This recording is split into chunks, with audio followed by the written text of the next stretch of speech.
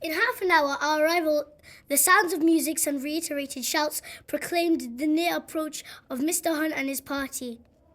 And in a minute or two, they were seen coming from Deansgate, preceded by a band of music and several flags. Such a mass of human beings he did not beheld till then.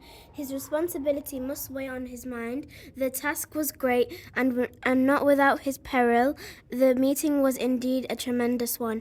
Mr. Hunt, stepping towards in the front of the stage, took off his white hat and addressed the people. Let's protest to our people. Everyone should have the right to vote. The Peterloo massacre took place at St. Peter's Field on August 16, 1819. The catalyst for the Peterloo massacre was Henry Hunt, but the civilians and Henry Hunt were protesting peacefully when the magistrate called the army. It doesn't matter whether we have wealth or not, property or not, because we still deserve to vote. In 10 minutes from the commencement of the havoc, the field was an open and almost deserted space. The sun looked down through a salty and moisture air. The curtains and blinds of the windows within view were all closed.